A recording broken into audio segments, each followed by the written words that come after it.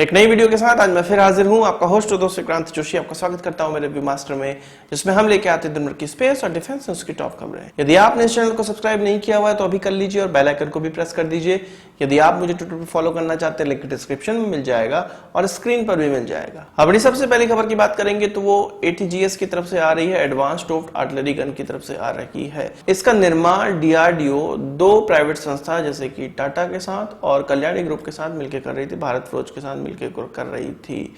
दोनों ही कंपनियों ने अपने अपने प्रोटोटाइप बनाए हैं और उनका ट्रायल भी चल रहा था।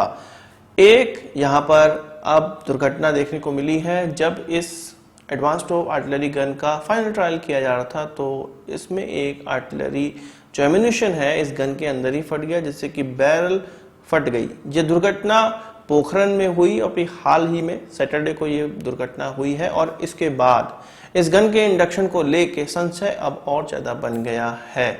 इससे पहले हम लोगों ने देखा है कि ये कई प्रकार के ट्रायल को पास कर चुकी है, चाहे वो गर्मी में इसका ट्रायल किया गया हो या ठंडे इलाके जैसे कि सिक्किम में किया गया हो।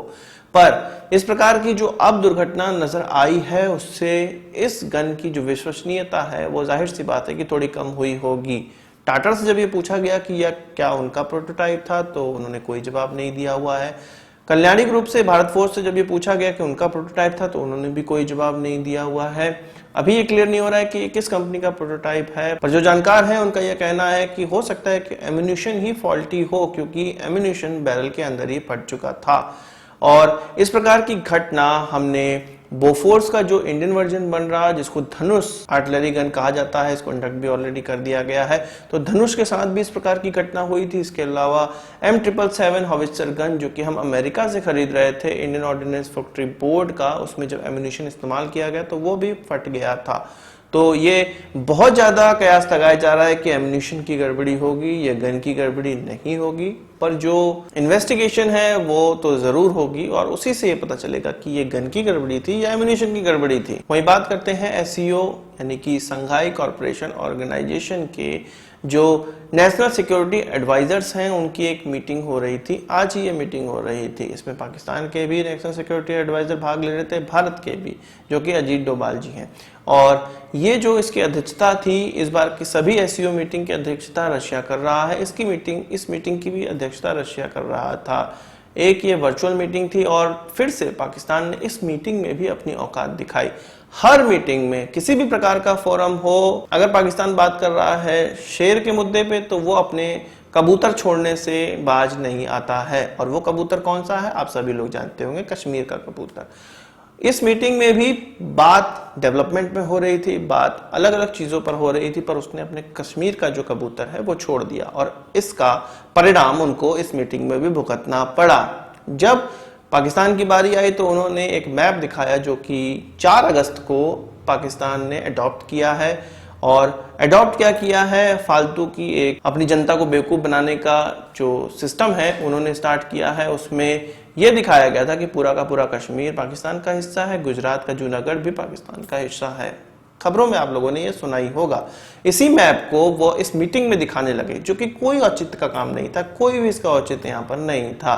तभी हमारे नेशनल सिक्योरिटी एडवाइजर ने ड्यू परमिशन लेने के बाद, रशियन अथॉरिटीज को यह बताने के बाद कि पाकिस्तान की इन हरकतों से वो नाखुश है और मीटिंग उन्होंने छोड़ दी। तो इस चीज से रशिया भी काफी नाखुश हुआ और उसने कहा कि पाकिस्तान की जो हरकत है इसको वो इंडोर्स नहीं करता है और किसी भी तरह की जो टेरिटोरियल सोवर्निटी है किसी भी देश की, SCO जितने भी देश हैं, रशिया इज्जत करता है। और इस प्रकार की जो चीज पाकिस्तान के द्वारा की गई वो बहुत ही ज्यादा गलत की गई है। और भारत के द्वारा जो ये मीटिंग छोड़ी गई है इससे रशिया और भारत के जो संबंध है उस पर कोई भी असर नहीं पड़ेगा।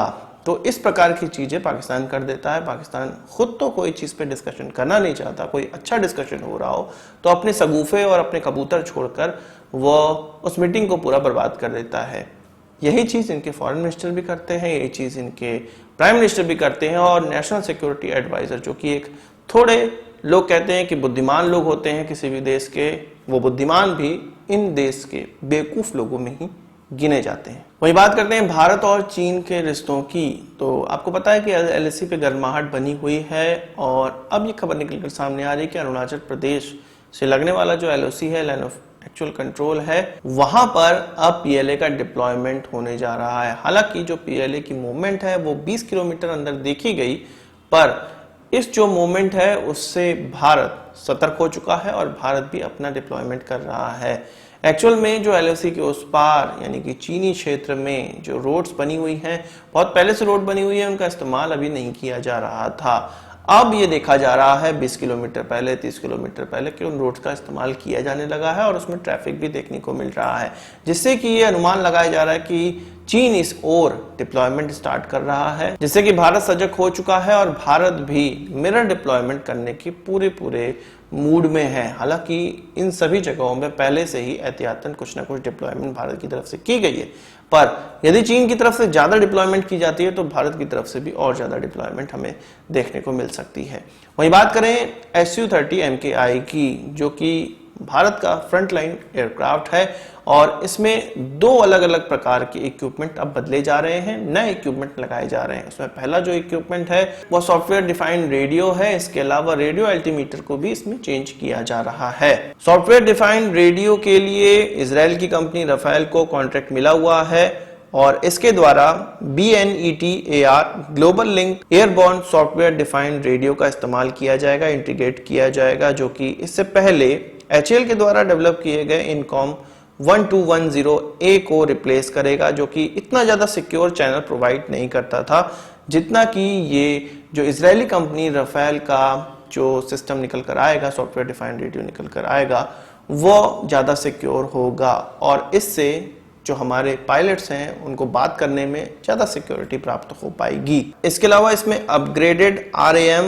1701AS रेडियो अल्टीमीटर लगाया जाएगा, जो कि अभी इंडक्ट हुए हमारे नए एयरक्राफ्ट रफेल में भी इस्तेमाल किया जाता है। तो दो नई चीजें Su-30 MKI में आने वाली हैं, जो कि इसकी कैपेबिलिटी और ज्यादा बढ़ाने वाली है।